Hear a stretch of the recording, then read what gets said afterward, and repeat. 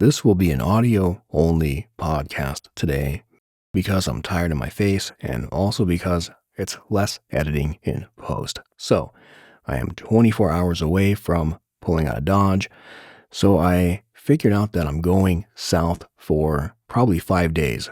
I just watched the weather, and being how I have a hamster car, I'm not going to brave the Midwestern plains and get up to Tennessee with the threat of snow and 17 degrees or 12 degrees temperature. So I'm going to I need to get out of here. That's undeniable, but I might go south or maybe even hover around New Mexico and ride some cement trails on the 26-inch I have with me. So maybe I'll just take it easy, but unfortunately I'm going to have to get to my destination about a week after I had planned, but it could be worse. I could be stuck in West Phoenix. This is a god-awful place. Let me go to here and think about what I'm going to read today. I had this pulled up last night for some promo stuff. Breath Upon a Burn. It's a novella. It's the prelude to my first book, March of Time and Skin. Black and Chrome put it out. The epigraph is For Those Born Into It. And this one is On and On, South of Heaven by Slayer, of course. Would thou like some Slayer tonight, sir? Of course. That sounded kind of too nerdy and like Renaissance-y. I think it'd be more like, sir, would thou like his Slayer tonight? But of course. Would you like some Slayer? Of course. And fun fact, if you have read the first book, Time and Skin, this was one big book. It was one big book. And it was like 500 plus pages for my first novel. And so what I did was I went through it in chapter 10, where the character became kind of a road dog, had a van, playing metal, driving across the U.S., and writing in his journals, and his working labor, and,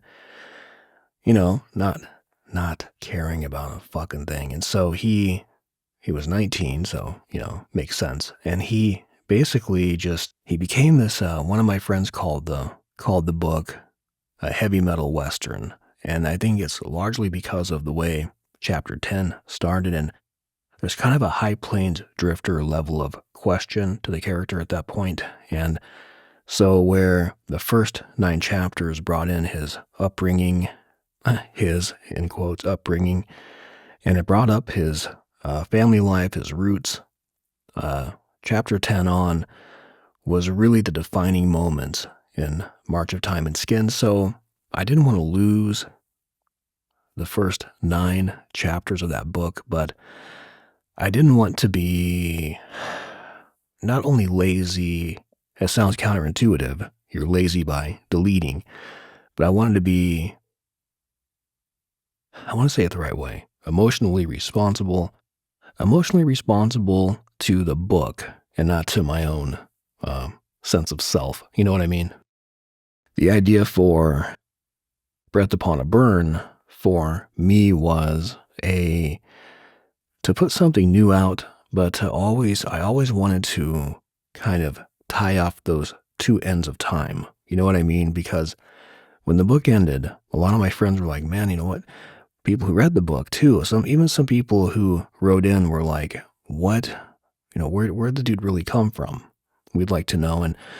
And I had somebody else conversely who said, I didn't like the big book when it was out because there was that the mystery was gone from the character, and I thought, yeah, you're right. I just got, I guess I got ants in my pants. I wanted to put that out. I wanted to put a new release out. I felt like I was kind of in a drought creatively. So speaking of lazy, I'm like, well, if I'm not going to do something new, I might as well cobble together, a big book and put it out there and just, not change the price and all that bullshit. Just add an addendum to the existing novel. And looking back, and the reason why it was pulled, it was a really, really fucking terrible idea. I didn't do a whole lot of rewriting, but I did a lot of addition through subtraction with the first 9, these first chapter. I think there's 7 of them now. And it only came out to like 109 pages or 112 or something in this format you see here, which is basically like a 5x8, just a book, like a little, almost like a 1940 pulp book, and so I like that too. So without further blah blah, let's dive on in. And as you can see here with the book, there are no chapter 1s, chapter 2s. It's just chapter headings. And the first one is Breath Upon a Burn. My father moved in a whore and her son when I was at work. My clothes were folded behind the couch. I saw their suitcases. They were in the kitchen talking. I walked into my room, sat in the bed, and looked around at his things. My father walked by and looked at me. I asked him what had happened. He threw me disgust. I walked into the kitchen where they stood. She was a fat brunette, high hair, her fat feet crammed into pumps.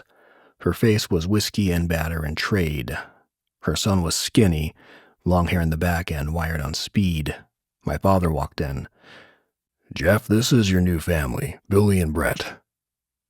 She gave me a slimy nod. Her son tilted his head back and stared me down. I looked at my hands, walked into the bathroom, and ran the water. My palms were bloodied from a spill on my bike riding home from work, working double shifts to save for a car. My father rushed in and slammed the door. In the mirror, he asked me why I was being so rude. I kept washing my hands. He asked me again. Through the mirror, I could see that he had been up for days. I could see that he had just met her at the bar, and I could see him moving their suitcases up the staircase into our apartment. To my left on the counter, I saw a clear vanity bag containing makeup, hairbrushes, and a small glass pipe. I looked back to the sink. He caught the side of my head with a solid right. It echoed in my skull and left my ear ringing. The hit knocked me into the wall. I resumed washing my hands. He told me that this is the way life was, that if I didn't like it, to pack my shit and get out. He closed the door quietly. I collapsed to the floor and held my ear with both hands, coming up with blood on my palm. The pain was incredible. I washed the ear, walked back into the bedroom, and sat in the bed. It occurred to me that this would be the way it was. I walked into the bathroom and grabbed up my things. In the living room, I saw her chopping lines of cocaine on the coffee table. They watched the blade and nothing else. I sat back on the bed and began putting the things my father had missed into one of my pillowcases. I heard the whore whisper to her son to come talk to me. He walked in and stood over me while I sat in the bed. He nodded down to me and curled his lip back. "What the fuck are you doing in here?" He was sweaty junk. His lower jaw orbited his skull and his eyes were disgusting. My father and the whore appeared in the doorway. And my father smiled. In his smile, I saw terrible things. The whore yelled at her kid, "Brent, that is no way to treat your new brother." He ignored her and twitched. "I asked you a question, faggot." I looked at my father. He told me I had to fight my own battles. Her son nudged my shin with the toe of his sneaker. "Get out of my room." My father laughed. He said that if he were me, he'd get out of the room before Brett taught me a lesson. I asked him if he'd lost his mind. He was unresponsive. Her son flipped his fingertips against my sore ear and told me to get out again. I stood up and punched him in the teeth. A few slipped back. He fell into the closet doors and they fell off their tracks. It was loud. My father came for me. I ducked him and her son was up, hand over bloody mouth. He had tears in his eyes.